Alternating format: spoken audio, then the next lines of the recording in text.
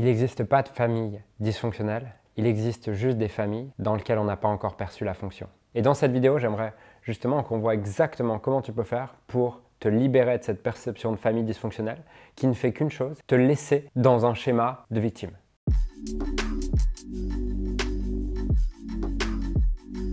Je m'appelle Julien Musier, je suis entrepreneur et coach et ces dernières années, j'ai accompagné plusieurs milliers de personnes, effectué plus de 5000 sessions de coaching individuel. En tant qu'entrepreneur, j'ai généré plus de 10 millions d'euros sur Internet grâce à mes activités. J'ai eu la chance de voyager partout dans le monde et surtout, il y a 7 ans, j'étais complètement perdu dans ma vie et je t'explique à travers ces vidéos comment j'ai transformé ma vie et comment tu peux faire de même. C'est un soir d'été, il est environ 18 h et ce soir-là, ma maman a encore bu.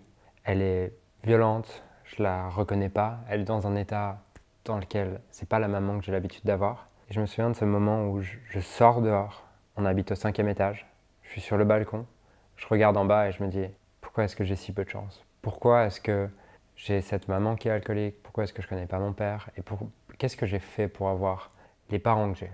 Et en fait, cette pensée, c'est une pensée que j'ai eue pendant des années. Cette pensée de malchance, de vivre dans une famille un peu dysfonctionnelle, d'avoir la perception de manquer de quelque chose, de ne pas avoir ce que j'aurais aimé avoir. Jusqu'à ce que je découvre les travaux de John de Martini qui ont complètement transformé ma vie et que j'en arrive à me demander en quoi est-ce que ma mère exactement telle qu'elle a été et mon père exactement tel qu'il a été ou qui n'a pas été ont été un bénéfice pour moi.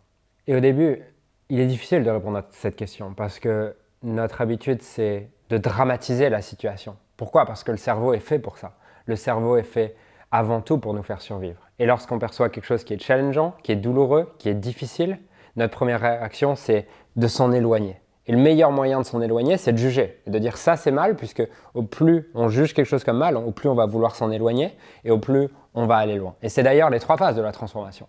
Au début, on blâme le monde extérieur, en mode ça, c'est pas bien, ça, c'est mal. Puis la deuxième phase, c'est quand on se réalise qu'on a une responsabilité dans la manière dont on l'a vécu, on se blâme soi, pour finalement réaliser qu'il n'y a rien à blâmer. Et ça, c'est ce que j'ai découvert à travers mes parents que j'aime aujourd'hui de tout mon cœur. C'est qu'il n'existe pas de famille dysfonctionnelle, il existe juste des familles dans lesquelles on n'a pas encore perçu la fonction. Le seul moyen d'étiqueter une famille dysfonctionnelle, c'est de ne pas en avoir découvert la fonction. Et quand on découvre la fonction, tu ne peux avoir que de la gratitude pour la famille que tu as eue et tu ne peux plus appeler ça famille dysfonctionnelle. Et on va voir dans cette vidéo comment faire. Même si je sais que ce qui est à la mode en ce moment, c'est de tout appeler famille dysfonctionnelle, relation toxique et absolument de vouloir trouver un coupable à l'extérieur pour tous nos challenges dans notre vie. Je ne dis pas que certains comportements de tes parents ou de ta famille n'ont pas créé certains schémas chez toi. Mais ce n'est pas parce que certaines interactions ont créé des schémas chez toi que c'est forcément la faute de tes parents. Il y a une différence entre est-ce que c'est la substance qui est toxique ou est-ce que c'est la manière dont mon corps le perçoit qui est toxique. Ce qui est toxique, c'est ce que le corps rejette. Ce n'est pas l'élément en soi qui est toxique, c'est uniquement l'interaction entre cet élément et mon organisme, et mon corps. Et donc quand tu découvres ça, tu découvres que tout peut avoir une fonction, et au moment où tu découvres la fonction, tu es libéré de la souffrance, tu es libéré de ton schéma de pensée, et tu es libéré de cette position de comme je suis victime de la vie. Et cette position, tu vas malheureusement l'emmener partout avec toi. Et dans cette vidéo, j'aimerais justement qu'on voit exactement comment tu peux faire pour te libérer de cette perception de famille dysfonctionnelle qui ne fait qu'une chose, te laisser dans un schéma de victime, qui t'enlève ton pouvoir à tous les endroits de ta vie, parce que tant que tu crois que ça vient de ta famille, tu es juste contraint toute ta vie à vouloir changer de ta famille, ce qui n'arrivera pas. Le seul pouvoir que tu as, c'est d'apprendre à l'aimer exactement telle qu'elle est, et de voir quel talent elle t'a permis de développer. Puisqu'à partir du moment où tu découvres les talents qu'elle t'a permis de développer, c'est ce moment où tu réalises la fonction qu'a eu ta famille, et tu réalises quel rôle tu peux avoir aujourd'hui dans ta vie et dans le monde, grâce aux talents que ta famille t'a permis de développer. Et donc la première étape pour ça, c'est d'identifier à qui est-ce que tu en veux le plus dans ta famille actuellement. Ton père, ta mère, ta tante, ton parrain, ton oncle, je ne sais qui. Une fois que tu as identifié cette personne, la deuxième étape, c'est de te demander qu'est-ce qu'elle a fait ou était spécifiquement pour lequel tu lui en veux le plus. Et c'est important à ce moment-là que tu sois spécifique. C'était où et c'était quand. Parce que souvent, l'erreur qu'on fait à cet endroit-là, c'est qu'on raconte une histoire. Oui, elle a toujours été comme ça. Elle n'a jamais été comme ça. Et c'est normal, notre cerveau va généraliser les choses. C'est-à-dire quelque chose qui est dangereux, en général, on va derrière mettre le mot toujours ou jamais pour s'assurer de ne pas le revivre. Mais c'est juste une distorsion de notre cerveau face à l'émotion. Le toujours ou le jamais, c'est une perception de notre cerveau. Donc, qu'est-ce que cette personne a été ou fait spécifiquement pour lequel tu lui en veux le plus. Je veux que tu me retrouves un moment spécifique dans lequel elle a été ou fait ça. Tu l'as?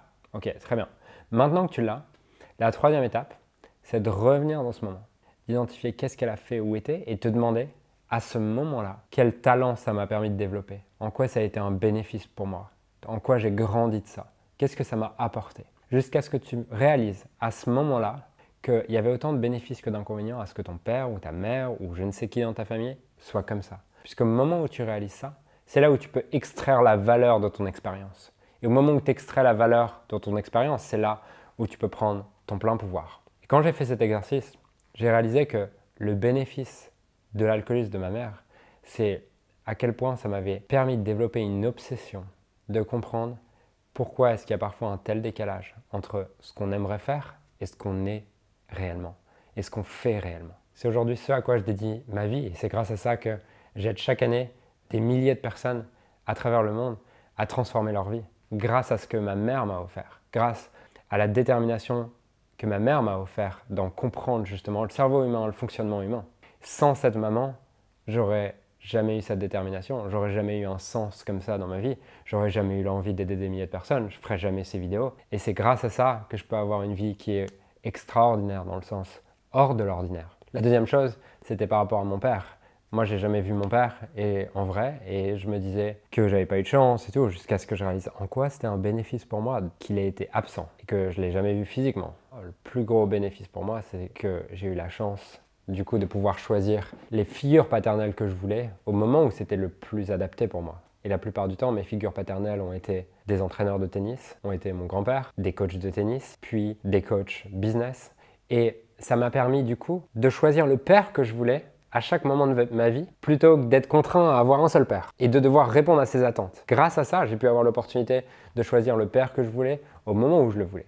Et au moment où j'ai réalisé ça, je peux développer qu'une seule chose, un sentiment d'amour pour mon père et un sentiment de reconnaissance de m'avoir laissé choisir les pères que je voulais au moment où je le voulais. Ça, c'est la deuxième étape, découvrir en quoi c'était un bénéfice que ta mère ou ton père ou je ne sais qui de ta famille soit exactement comme ça. Au moment où tu réalises ça, tu réalises la fonction justement et t'arrêtes d'étiqueter ça de manière dysfonctionnelle. Et tu peux utiliser ce talent et aller mettre tes talents au service des autres. La troisième étape, c'est d'aller voir en quoi ça aurait été un inconvénient si ton père ou ta mère ou la personne que tu juges le plus dans ta famille avait été exactement comme tu crois qu'elle aurait dû être. Parce que souvent, on étiquette une famille de dysfonctionnelle parce qu'on idéalise que la famille fonctionnelle, c'est la famille dans laquelle les deux parents sont toujours gentils, sont toujours souriants. Et en fait, cette famille fonctionnelle, elle n'existe pas. Et même si elle existait, la réalité, c'est que dans la nature, il y a toujours une conservation de la douleur, du plaisir, proie, prédateur, soutien, challenge, douleur, plaisir. Et ce qui fait qu'au plus une famille est fonctionnelle, dans le sens fonctionnel comme les gens l'entendent, c'est-à-dire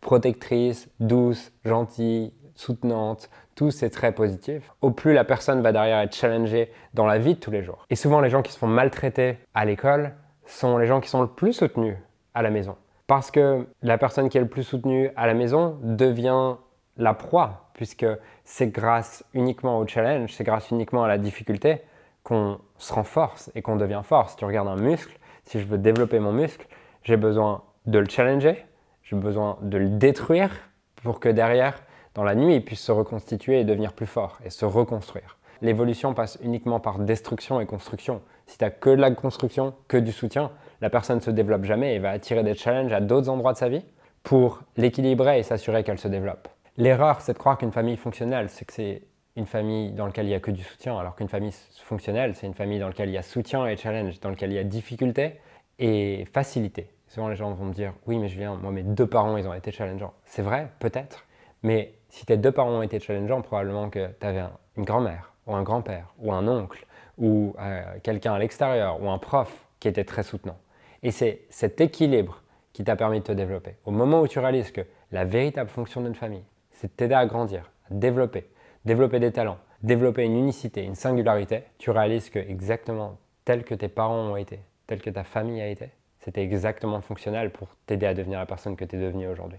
Mais tant que tu gardes ce schéma de victime, de c'était terrible et que tu achètes cette idée qui peut être réconfortante, c'est-à-dire que c'est toujours aidant sur le court terme de croire que c'est la faute des autres, mais c'est toujours limitant sur le moyen et long terme de croire que c'est la faute des autres. Au moment où tu réalises ça et tu réalises que en fait, il y aurait eu plein d'inconvénients à ce que la famille que tu as eue soit exactement comme tu crois qu'elle aurait dû être. Et à ce moment-là, ça a aussi un impact massif dans ta vie. Tant que tu juges les autres à l'extérieur de comment ils ont été, tu ne vois pas la fonction, tu vas dans le futur être terrifié de faire des choses qui sont mal et tu vas vivre constamment dans la culpabilité parce que tu vis uniquement à travers le bien, le mal, il faut être comme ça. Et tu vis dans des cases très restreintes de ce que tu as le droit d'être ou de pas être, de faire ou de pas faire. Si je résume, il y a 3 clés pour se libérer de la famille, de l'idée d'une famille dysfonctionnelle. 1. Identifier qu'est-ce que tu juges spécifiquement. 2. Voir les bénéfices pour toi. Quels ont été les talents que ça t'a développé. Qu'est-ce que ça t'a permis d'apprendre, de progresser, de grandir, de créer, d'expérimenter. Et 3. Quels auraient été les inconvénients. Qu'est-ce que tu aurais perdu si ta famille avait été exactement telle que tu voulais qu'elle soit. Et donc pourquoi c'est essentiel de faire ce travail? Parce que souvent on se demande comment est-ce que je peux me libérer de l'emprise qu'a eu ma famille. Mais en fait, l'emprise qu'a eu ta famille, c'est uniquement les pensées et les émotions que tu continues à entretenir à propos d'elle et de ce que ça a créé en toi. Et ta famille, elle est peut-être absente aujourd'hui, au moment où tu regardes cette vidéo. Pour autant, les schémas de pensée que tu tires de ce que tu as vécu avec ta famille, tu les as encore. Et en faisant ce travail, c'est là où tu te libères vraiment de leur emprise, parce que tu te libères de la charge émotionnelle qui vient réactiver encore et encore les mêmes schémas de pensée et les mêmes schémas émotionnels qui te maintiennent dans la même vie que tu n'aimes plus. Si tu veux aller plus loin pour transformer ta vie, peu importe le domaine, je t'ai préparé une série de 5 vidéos dans lesquelles je t'explique comment te libérer de tous tes blocages, même les plus profonds. Et cette série de 5 vidéos, elle est offerte pendant un temps limité et elle a déjà aidé des milliers de personnes à se libérer de leurs plus gros blocages, sortir de la procrastination, sortir de l'autosabotage, sortir des relations toxiques. Et je t'invite à t'y inscrire dès maintenant pendant que c'est encore disponible. Clique sur le lien ci-dessous pour t'inscrire dès maintenant.